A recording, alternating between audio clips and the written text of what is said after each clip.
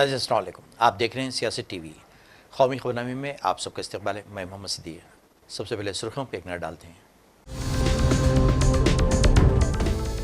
Source और सोनिया के दरमियान मुबैना गठजोड़ पर हंगामा, पार्लियामेंट की कार्रवाई एक बार फिर मुतासिर।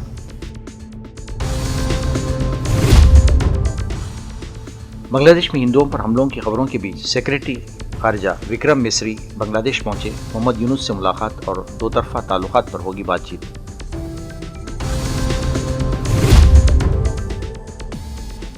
सोनिया गांधी 78 साल की हो गई। मुर्मू, खरगे और मोदी ने दी मुबारकबाद।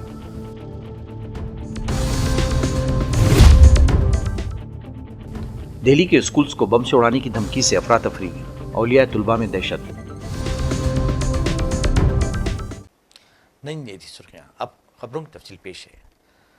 हुक्मरान भारतीय जनता पार्टी के अरकान ने कांग्रेस और इसकी सीनियर लीडर सोनिया गांधी और अमरीकी ताजिर जॉर्ज सोरोस के दरमियान मुबैना गठजोड़ से मुतालिक मीडिया रिपोर्ट्स को कौमी सलामती के लिए संगीन खतरा करार देते हुए पीर को राज्यसभा में इस पर बहस कराने का मुतालबा किया, जिसके बाद वक्फा सवाल ना हो सका। इससे कबल भी सुबह में हंगामा आरई के बाद कार्रवाई दोपहर 12 बजे तक मुलतवी कर दी गई थी, जिसके बाद 0 ओवर नहीं हो सका था। चेयरमैन जगदीप धनखड़ ने 12 बजे ऐवान के जमा होने पर जब दोबारा कार्रवाई शुरू करने की कोशिश की तो हुक्मरान पार्टी के अरकान अपनी जगह पर खड़े होकर ऊंची आवाज़ में बोलना शुरू कर दिए। चेयरमैन ने ऐवान के लीडर जगत प्रकाश नड्डा से पूछा कि अरकान क्या कहना चाहते हैं। मिस्टर नड्डा ने कहा कि मीडिया में मुल्क की एक सियासी पार्टी के सीनियर लीडर और जॉर्ज सोरोस को लेकर रिपोर्ट आई है। बीजेपी के अरकान इस पर मुश्तइल हैं और ऐवान में इस मसले पर बहस कराना चाहते हैं। को बेनकाम किया जाए, इनकी असलियत जनता के सामने सामने लाई जाए। इन्होंने फर्स्ट है, इनके इशारे पर देश में आतंक विरोधी ताकतें चल रही है। कश्मीर में राष्ट्र विरोधी गतिविधियों को प्रोत्साहित किया जाता है। ये पीएफआई के समर्थक है। देश में जहाँ कहीं भी आंदोलन होता है, जहाँ कहीं भी राष्ट्र विरोधी गतिविधियां होती है, यह कांग्रेस हमेशा उनके साथ खड़ी होती है। इसलिए हम चाहते हैं कि सदन में इस विषय पर चर्चा हो। सर, विद योर परमिशन, ये अडानी की वफादारी कहाँ तक निभाएंगे? अडानी के लिए हाउस घनश्याम तिवारी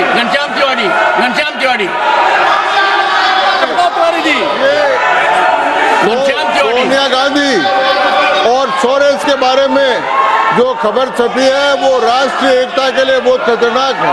इनका संबंध है और वो राष्ट्र की एकता के लिए, राष्ट्र की सुरक्षा के लिए और राष्ट्र के लिए है। इसलिए हम चाहते हैं कि इस विषय पर यहाँ पर चर्चा हो, इस विषय पर विचार हो। और ये समय राष्ट्र से जुड़ा हुआ है, राष्ट्र की सुरक्षा से जुड़ा हुआ है, राष्ट्र का उससे जुड़ा हुआ है। इसलिए हम चाहते हैं कि इस विषय पर विचार हो। मिस्टर संजय साहब बोलिए। You raise your hand. Mr. Sanjay Jha. Mr. Sanjay Jha. National media में और आदरणीय सभापति महोदय, ये राष्ट्रीय और अंतर्राष्ट्रीय मीडिया में ये रिपोर्ट आया है कि कांग्रेस के सीनियर लीडर का जॉर्ज सोरोस से संबंध है। इसको तो जरूर इस पर एक डिबेट होना चाहिए। बांग्लादेश में जो हुआ उसमें भी सोरोस का इन्वॉल्वमेंट है। $1 मिलियन ऑन रिकॉर्ड उन्होंने कहा है कि नरेंद्र मोदी जी को हटाने के लिए $1 मिलियन मैंने रखा हुआ है। और ऐसे लोगों का अगर संपर्क इस मौके पर बात करते हुए जयराम रमेश आपे से बाहर हो गए। जगदीप धनखड़ से बहस करते हुए मशुरा दिया कि हुक्मरान जमात के अरकान की बेजा हिमायत ना करें। Sir, this is most unfair. You have rejected the notice, all notices. You want the business of the house. He is raising an issue which you have rejected. And it is very clear, it's very clear, this is all part of a game plan to raise this issue and have this entire house adjourned. Sir, please don't be party to this. Sir, you are the chairman. Don't be party to this. Sir, don't be party to this. You are the chairman. You are the protector. Don't become party to this. Rajya Sabha में कायदे हस्ब इख्तिलाफ मल्लिकार्जुन खरगे ने कहा कि जो रुकन ऐवान में मौजूद नहीं है उनकी छवि को ख़राब करना मुनासिब नहीं है। इस पर चेयरमैन ने पूछा कि आप किस रुकन का जिक्र कर रहे हैं। कांग्रेस के प्रमोद तिवारी ने कहा कि हुकूमत अडानी को बचाना चाहती है, इसलिए ये सब कुछ किया जा रहा है और हुक्मरान पार्टी वक्फा सवाल को जारी रहने नहीं देना चाहती। आदमी नहीं, पूरी पार्टी सरकार पे मैं आरोप लगा रहा हूं कि उन्होंने हाउस को पैरालाइज किया। आज तक मैंने नहीं देखा कि क्वेश्चन आवर में सरकार के सारे सदस्य खड़े हो जाएं और वो क्वेश्चन का आंसर न आने दे। मेरा सवाल लगा हुआ था दूसरे नंबर पे, मैंने कहा कि मैं पूछने के लिए तैयार हूं, पूछने की इजाजत नहीं मिली। तो साफ ये सरकार जो अडानी के पैसे में, रिश्वत में बराबर की भागीदार है, वो नहीं चाहती कि अडानी का नाम आए, इसलिए सदन नहीं चलने दिया। मैं निश्चित आरोप सरकार पर लगा रहा हूं कि अडानी को बचाने के लिए इस संसद की कार्रवाई को गिरवी रखा गया है। कांग्रेस और इंडिया ग्रुप के दीगर जमातों के लीडरों ने पीर को अडानी केस को लेकर पार्लियामेंट हाउस के अहाते में मुजाहरा किया और हुकूमत से पार्लियामेंट में इस मामले पर जामे बहस का मुतालबा किया। पार्लियामेंट की कार्रवाई शुरू होने से ऐन कबल अपोजिशन अरकान मकर द्वार के करीब जमा हुए और हुकूमत से इस मसले पर बहस का मुतालबा करते हुए नारेबाजी शुरू कर दी। इस दौरान अपोजिशन अरकान सनतकार अडानी और वज़ीर-ए-आज़म नरेंद्र मोदी के चेहरों के कटआउट हाथों में लेकर अडानी मोदी एक है के नारे लगाते हुए मुजाहरा कर रहे थे। राज्यसभा में कायदे हिज़्ब इख्तिलाफ मल्लिकार्जुन खड़गे और लोकसभा में कायदे हिज़्ब इख्तिलाफ राहुल गांधी के साथ इत्तेहाद की मुख्तलिफ जमातों के लीडरान ने एहतजाज में हिस्सा लिया। इस बारे में मालूमात देते हुए कांग्रेस ने कहा कि अडानी महाघोटाला और मणिपुर में तशवीशनाक सूरत-ए-हाल पर मोदी हुकूमत की खामोशी के हवाले से इंडिया ग्रुप के लीडरों ने पार्लियामेंट कॉम्प्लेक्स में आज एहतजाज किया। जन स्वराज के सरबराह प्रशांत किशोर ने पीएसपीपी उम्मीदवारों के एहतजाज पर पुलिस के लाठीचार्ज की मजम्मत की और कहा कि ये नीतीश कुमार की हुकूमत की खुसूसियत रही है कि वो लाठीचार्ज को किसी भी किस्म के जमहूरी एहतजाज से निपटने के लिए सबसे आसान तरीका समझते हैं।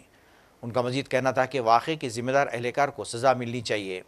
तो किसी प्रकार का लोकतंत्र में लाठीचार्ज वगैरह दुखद है, लेकिन यहाँ पर जो सरकार है नीतीश जी की, इस सरकार का एक कैरेक्टर रहा है, कोई भी आता है लोकतांत्रिक तरीके से अपनी बात रखने, तो सरकार लाठीचार्ज को सबसे आसान जरिया मानती है। तो लाठीचार्ज की तो एकदम बिल्कुल निंदा करते हैं, नहीं होना चाहिए, और अगर किसी ने किया है, कोई अधिकारी दोषी है, तो उस पर कार्रवाई होनी चाहिए। एक बच्चे को मुझे बताया गया है कि चोट लगी है, वो हॉस्पिटल में है। हम लोग अपनी ओर से कोशिश कर रहे हैं कि उनको जो वहाँ मदद हो सकती है, शायद उनका पैर टूट गया है। जहाँ तक विषय की बात है, तो जो पूरा हल्ला हंगामा हुआ वो नॉर्मलाइजेशन को लेकर हुआ है, और मुझे लगता है कि इसके लिए सरकार का दोष इतना ही है कि उन्होंने समय रहते लिखित में उसको क्लियर नहीं किया। क्योंकि कल तो सरकार ने अब जब हंगामा होने के बाद बता रहे हैं कि नहीं ऐसी कोई बात नहीं है, एग्जाम एक ही पेपर से होगा या कोई इसमें नॉर्मलाइजेशन की बात नहीं, तो मामला वो खत्म है। तो ये दिखाता है कि सरकार की लापरवाही की वजह से ये सारी परेशानी हुई, क्योंकि सरकार को वो करना ही नहीं था। सरकार अभी क्लैरिफाई कर चुकी है कि हमें नॉर्मलाइज नहीं करना था, नहीं करना है, एग्जाम एक ही शिफ्ट में होगा, एक ही क्वेश्चन पेपर होगा, तो एज सच कोई मामला नहीं है। लेकिन कल जो बात हुई वो सरकार की जो कार्यशैली है, किसी बात को समय रहते क्लियर न करना, कोई आ गया डिमांड करने तो उस पर लाठीचार्ज करना या उसको उससे बातचीत न करना, तो दुखद है, नहीं होना चाहिए। लेकिन दो मांगे हैं अभ्यर्थी की, एक मांग तो थी सर्वर को वापस से आप रिओपन नहीं, देखिए वो सर्वर की मांग नहीं है, अभ्यर्थियों की, कुछ अभ्यर्थियों की शायद, जहाँ मुझे मेरी जो समझ बनी है कि वो ये चाहते हैं कि फॉर्म भरने के लिए डेट को और एक्सटेंड किया जाए। सरकार का ऐसा कहना है कि पहले ही एक बार डेट एक्सटेंड किया जा चुका है 20-22 दिनों के लिए, तो मुझे लग रहा है कि ज्यादातर लोगों को चूंकि एक बार अवसर दे दिया गया है, तो फिर से अब उसका डेट एक्सटेंड करना नहीं करना वो सरकार का निर्णय है। कि सरकार करे तो कोई दिक्कत नहीं है, लेकिन अगर किसी वजह से सरकार नहीं करना चाह रही है, क्योंकि लॉजिस्टिकली कई चीजें चेंज करनी पड़ेंगी, तो वो कोई बहुत बड़ी बात नहीं है। विद्यार्थियों पर या समाज के किसी वर्ग के बात पर, प्रोटेस्ट पर, उनके लोकतांत्रिक अधिकार पर लाठीचार्ज कराना वो एक तरह से गलत है। और ये हुआ इसलिए कि सरकार ने समय रहते हुए अपनी स्थिति को उन्होंने क्लैरिफाई नहीं किया। अगर उन्होंने क्लैरिफाई कर दिया होता तो बच्चे यहाँ जमा नहीं होते, ये लाठीचार्ज जैसी कोई गलत काम हुआ नहीं होता। सेक्रेटरी खारजा विक्रम मसरी आज 9 दिसंबर को हिंदुस्तान और बांग्लादेश के दरमियान दोतरफा ताल्लुकात पर बातचीत के लिए ढाका पहुंचे। बांग्लादेश में मोहम्मद यूनिस की क़ियादत में अबूरी हुकूमत की इक़्तिदार संभालने के बाद ये पहला आला सतही सरकारी दौरा है। ये दौरा बांग्लादेश में अक़लियतों के खिलाफ तशद्दुद और रूहानी पेशवा चिन्मय कृष्णदास की गिरफ्तारी के दरमियान हुआ है। दफ्तर खारजा की मुशावरत में दोनों ममालिक के खारजा सेक्रेटरीज का वफ्द दो तरफा ताल्लुकात पर बातचीत करेगा। कांग्रेस की साबिक सदर सोनिया गांधी आज 78 साल की हो गईं। यौम पैदाइश के मौके पर उन्हें मुल्क भर से मुबारकबाद और नेक ख्वाहिशात के पैगाम भेजे जा रहे हैं। इस मौके पर वज़ीर-ए-आज़म मोदी ने भी सोनिया गांधी को नेक ख्वाहिशात पेश करते हुए उनकी तवील उम्री और सेहतमंदी की तमन्ना की है। इसके तहत मुल्क के कई खद्दावर रहनुमाओं ने भी सोनिया गांधी को मुबारकबाद पेश करते हुए नेक ख्वाहिशात का इजहार किया है। वज़ीर-ए-आज़म मोदी ने सोशल मीडिया प्लेटफॉर्म एक्स पर अपने पोस्ट में लिखा, मोहतरमा सोनिया गांधी को यौम पैदाइश की मुबारकबाद। मैं उनकी तवील उम्री और बेहतर सेहत की दुआ करता हूँ। दारुल दिल्ली में पीर की सुबह 2 स्कूलों को बम से उड़ा देने की धमकी के कई घंटे तक अफरा तफरी का माहौल रहा।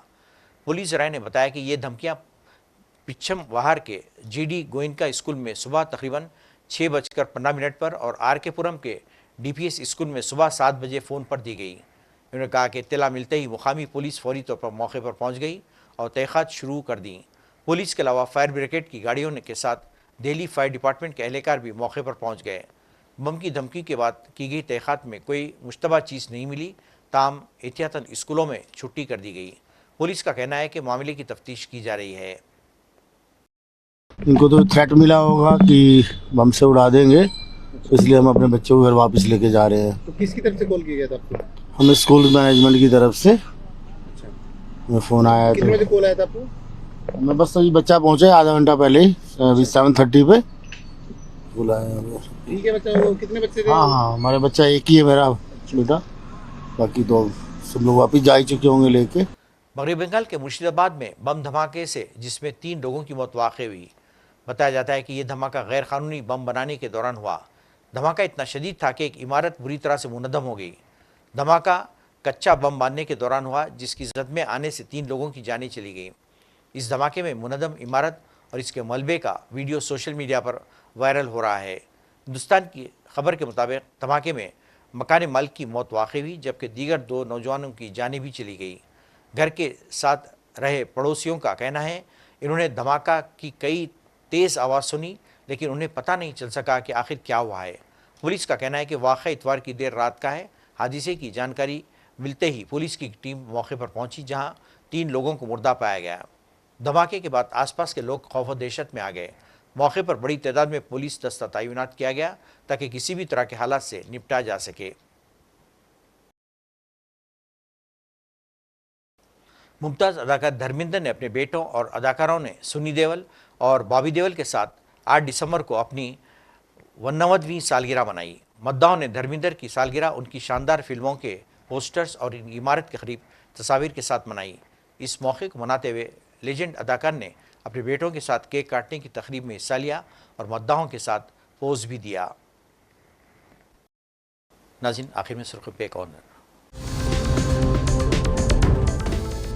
सोरस और सोनिया के दरमियान मुबैना गठजोड़ पर हंगामा, पार्लियामेंट की कार्रवाई एक बार फिर मुतासिर।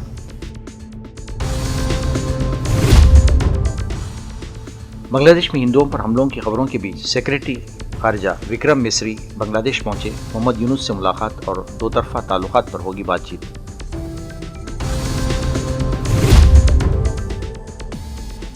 सोनिया गांधी 78 साल की हो गई। मुर्मू, खरगे और मोदी ने दी मुबारकबाद।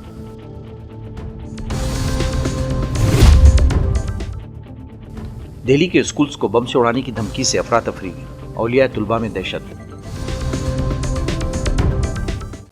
नाज़रीन, इसके साथ ही कौमी खबरनामा ख़त्म होता है। मुझे और सारी सियासत टीम को इजाज़त दें। अल्लाह हाफ़िज़।